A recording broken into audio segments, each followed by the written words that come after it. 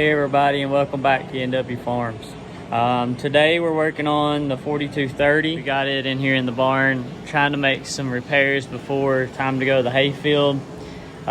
This one here is getting rock shaft seals just like the 4440. It'll get a new rock shaft, and the one thing that's got me a little nervous about this one is it had no shims on the hitch, and so we're gonna have to shim this one back. It had a ton of play. I think reading the book last time, it said like 0.010 of an inch is all you were allowed, and this probably had 1/8 of an inch play left or right, so there's no wonder that the rock shaft seals have went out.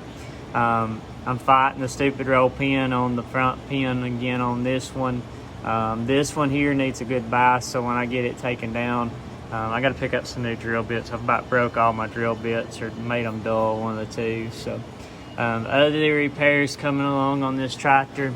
You notice here, PTO shaft's missing out the back of it. So the PTO shaft seal was leaking, and so I have removed it to put a new seal. I'm trying to decide if I want to put a new bearing in there. I'm already there, probably will, depending on the cost of the bearing. This valve here, this tractor has dual valves, but you can see it's missing the linkage because of the finger up there at the top for the handle, for the second handle's broke. So I need to see if I can round those parts up here. But we're gonna do wasp conversions on this one for sure. Probably go ahead and just do it on that one too. That way when we have time to use it or get it rigged up, we can rig it up. The other thing is these are bypassing just like the 4440 were. So I'm gonna go ahead and order new valve kits for this and rebuild the valves entirely. So I'll take you over here to the back service truck and let you look at the seal and stuff I took out. This old tractor has definitely, it has some wear. I don't know if you can see that or not, or tell it. See how wore? It's probably got 8 to 1/4 inch of play on the bottom of the drawbar wore off there. So this old girl's been pulled hard over the years, but you have to remember, you're talking about, this is a 1973 or 74 model tractor. So tractor's almost 50 years old. It's hard to believe that, you know, it's that old, but it is. So I've got the seal out of the rear casting for the actual PTO. So I'll show you that. Okay, so here's our seal. Might have damaged it just a little bit getting it out. It's a 5438/45. The bearing that goes in behind it, this is the big roller bearing. It's a 6213. And then there's the housing that it goes in. The only thing, I took the collar out here where the actual PTO goes in. I would say if you're going to do this, you probably don't have to do this, because if you drove this out after you took the big snap ring, find the snap ring, it's shot halfway across the floor. So this snap ring is in here first, and then you have a smaller snap ring that holds this guy in. If I was doing this again, I would pull the big snap ring here and then go ahead and then at that time drive this whole assembly out, because this mounts up in here flush against the back of this guy. But you probably have to take it out anyways, but you might not damage your bearing. Yep. Here's the load shaft that came out of this one. It's got a bigger groove burn in it than what the one on the 44 did. Let's see if I can figure out some place to set you so you can see that.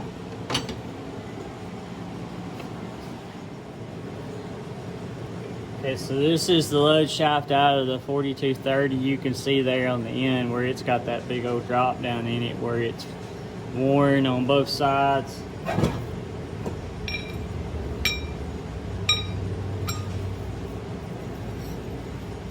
So in comparison, this is the 4440, that's the 4230. So you can see how much more wear is there on those shafts. So of course it will get brand new load shafts, brand new bushings, seals, and then we'll put her back together. All right, so I'm fixing to slide up underneath there from the back. I'm gonna drive the bushing out, and there's gonna be one go that way and one go this way. This is an input shaft out of something, and you can see it's got a step on it with where the pilot bearing would ride, and this makes it where it'll hook in that bushing and you can actually drive it. So you got to have something like that. A lot of guys talk about using the old shaft. I had this one, so I use it instead.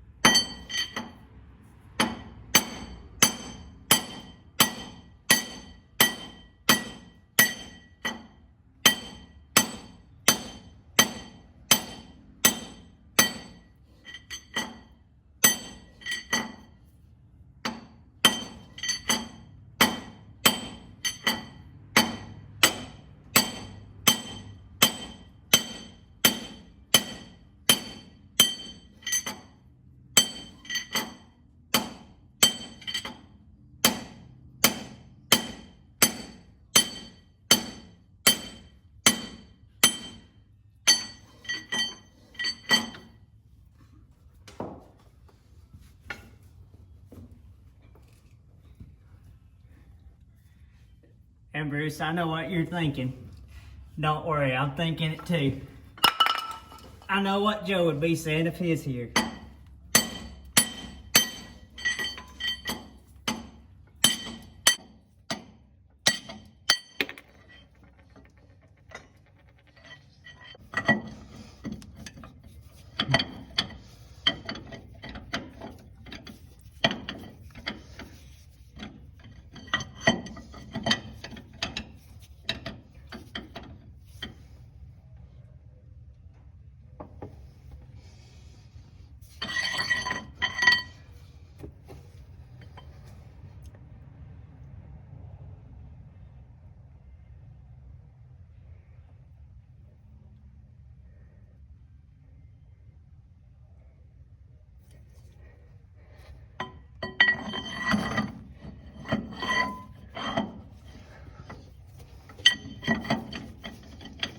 Let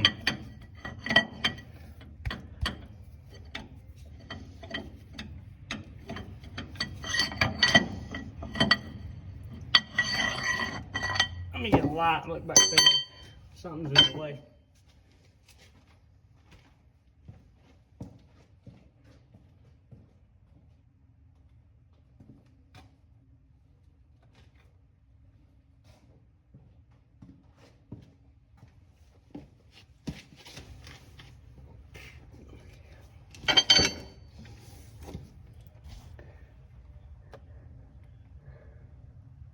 Uh-oh.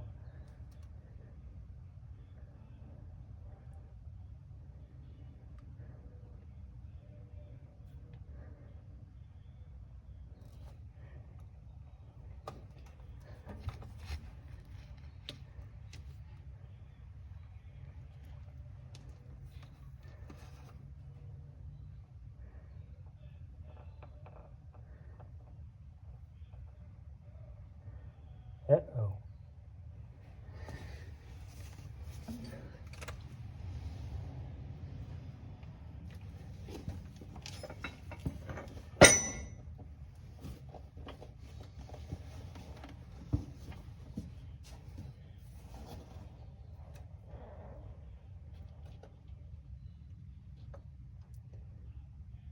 Mm. Mm.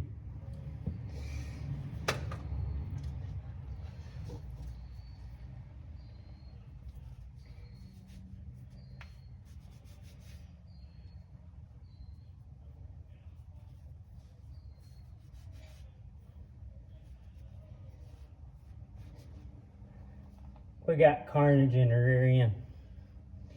This may not be good, guys.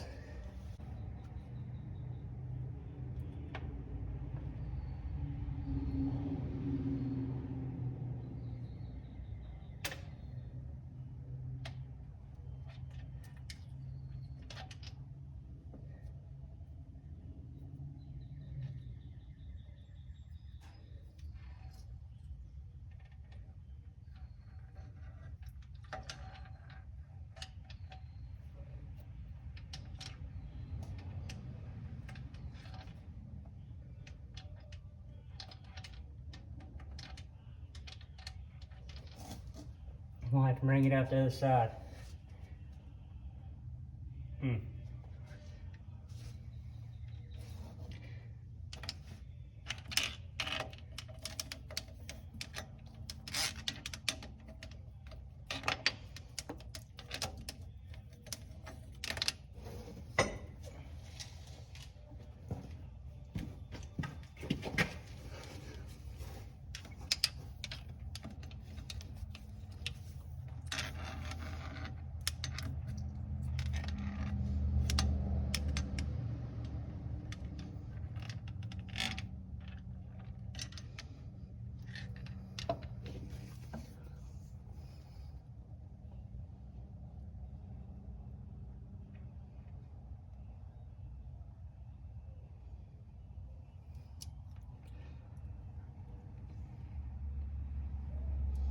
Why do I feel like I know what that is?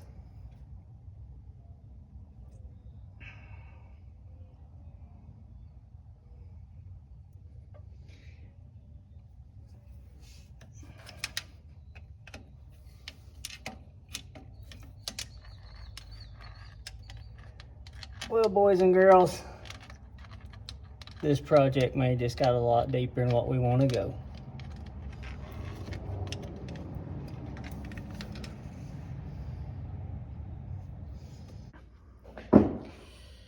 All right, so let's see what our buried treasure turns out to be here. I'm seriously just hoping it's not what I think it is. Turn it around the other. All right, so I'm like dead serious. I hope this is not what I think it is. Because if it is, this is exactly the part that everybody warns you about. But remember, if I didn't have bad luck, I wouldn't have any luck at all. So like, I did it on the 4440 and everything was fine. There's like, I could not do it twice. So therefore, I'm afraid this is the draft control that rides on the draft rod, which is the load shaft that we're replacing. And the lift is all the way down on this tractor. At least I thought it was. It appeared to be. If it is not, what this means now is now we have to pull the platform off this tractor and go in from the top side of the transmission all the way down to the bottom. Yeah.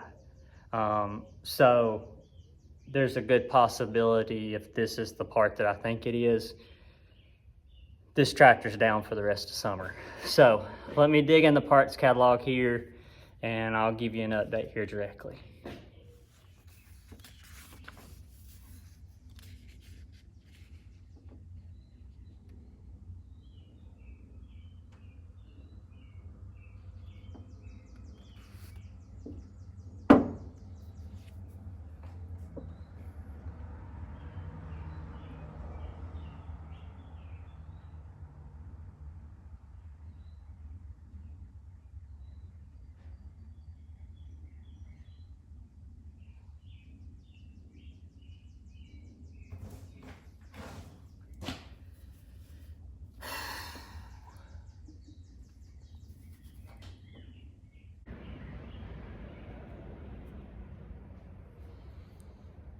That's it.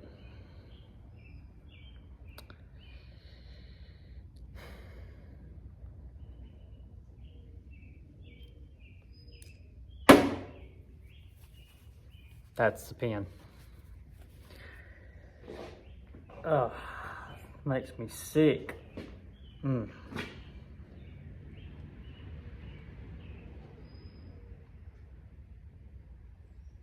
That means the whole rock shaft housing and everything has to come off the tractor. All the platform, everything.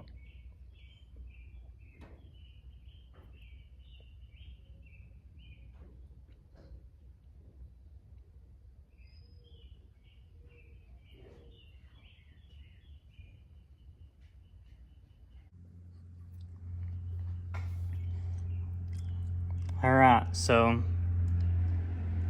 12 and 13. 12 and 13. So 12 is listed as the follower for the load control arm. 13's the pin. That's where they go. They shouldn't be out here on the workbench.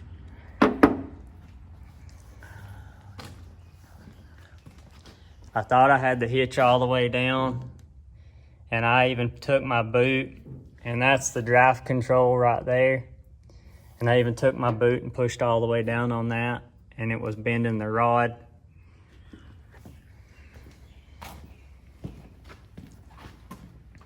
That's the level of the arms. So I don't think we had it all the way down, and I thought we did. Ain't but one way to find out.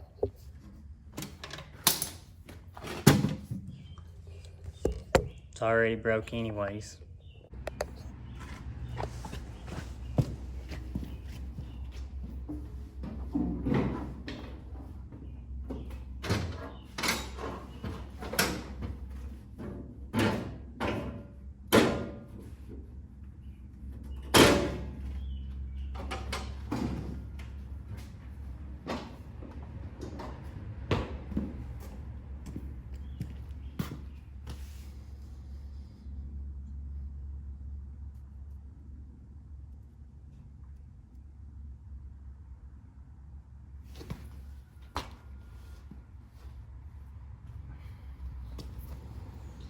Well, I don't know that it moved a whole lot. I mean, watch the video back and see. All right, so I just went over to the tractor and tried to let the hitch the rest of the way down, or see if it was all the way down. I pushed the drive control all the way down with my boot, and the hitch is all the way down. So one of two things could have happened.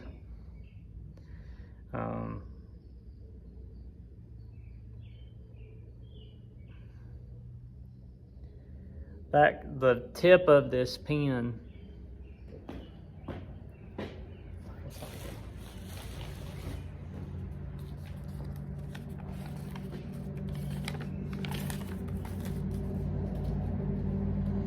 hold it up against this.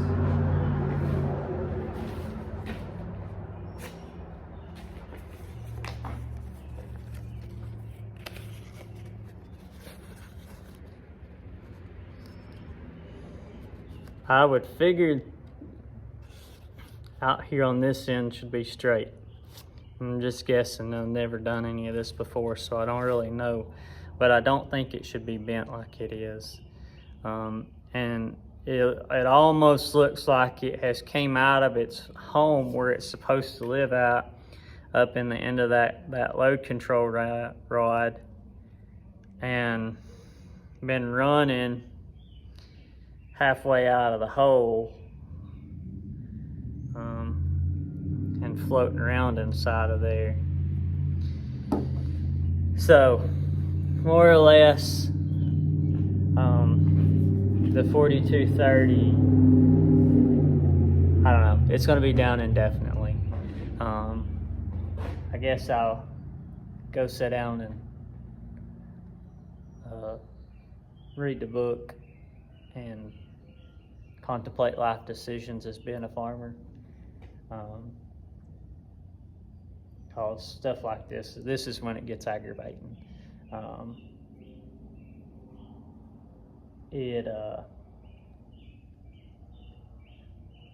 Mechanics always joke that we're 30 seconds away from a 30-minute job being a 3-day job.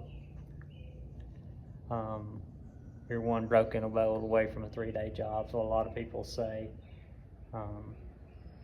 And that stuff like this too, I'm not, I don't know. I may have done it, I may have not have done it. It may have already been done like that. I don't know. When you look at buying used tractors and running old equipment, that's the thing you got is, unless You buy it from dad or grandpa and it's been on the farm the whole entire life. You don't know what you got. It's like Forrest Gump says, life's like a box of chocolates. You don't ever know what you're going to get.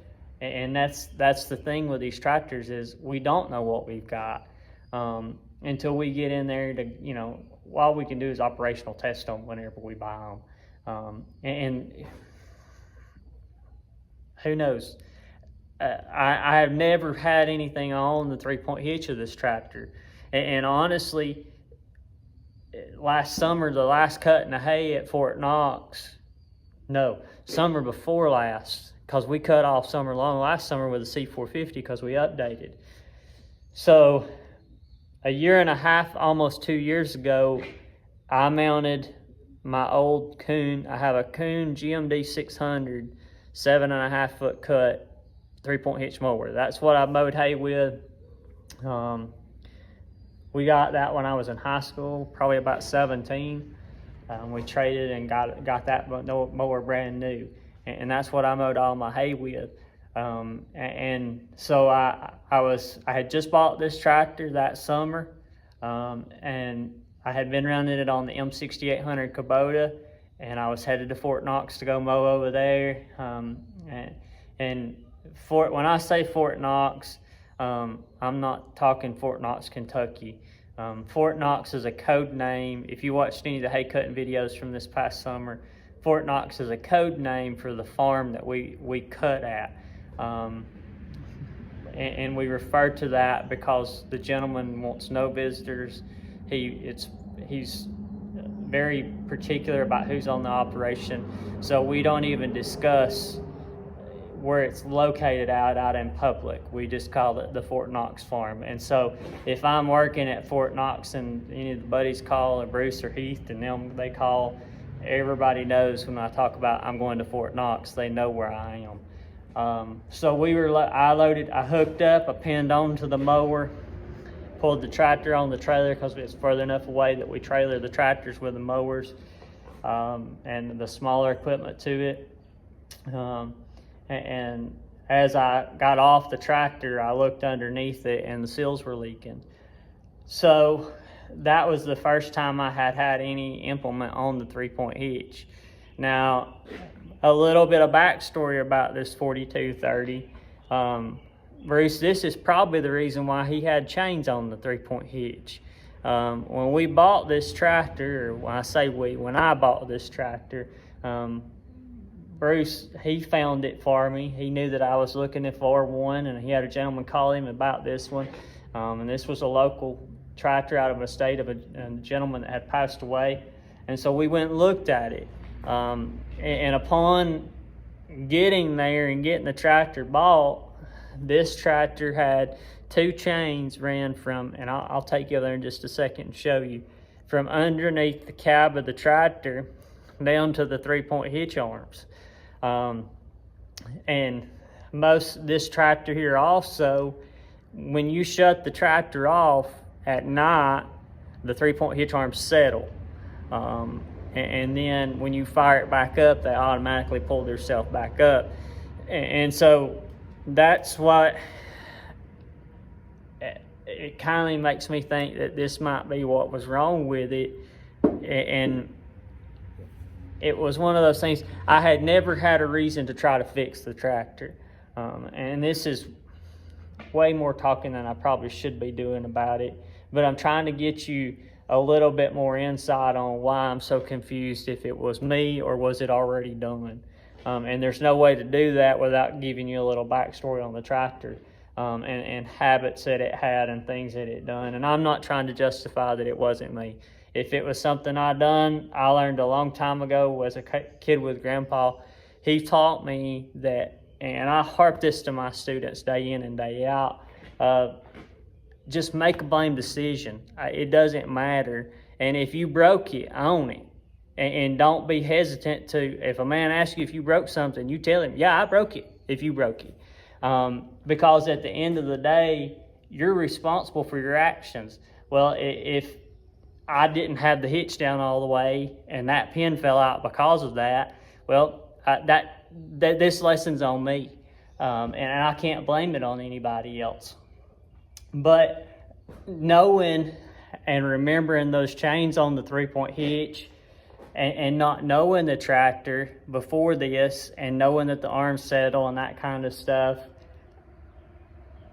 there's a good possibility it's a 50-50 shot. It was either I did it or it was already done. And they ain't but one thing to do now, and that's fix it. Either fix it or figure out if it'll run without it. And honestly, I don't know. Like I said, when I done the 4440, this is the first time I've ever done any of this stuff. And as Crazy Joe, as we called him, and he'll know I'm not talking about him because I call him that to his face. As he always says, it's just machinery. It's just machinery. It's just nuts and bolts. Anybody can take it apart and put it back together. Somebody put it together at the factory. It just, wanting to use this tractor in the hayfield may be out of the question. We may just have to go pull something else out. I don't know. We fixed one and we broke one. End of the day. I'll come back. Next video will be putting the shaft seals in. I'm done for the night. I'm going to the house. But if you made it this far, thanks for watching. If you've ever been in this place right here, and you know what I've got screwed up over here, leave me some insight down here. If this is your first video with us, how about subscribing to our channel so you can be in misery with me? Misery loves company, so you might as well be in misery with me. If you're a returning viewer, thanks for watching. Leave us a like, comment, and we'll catch you in the next one. Maybe, I don't know. We'll see you in a day or two.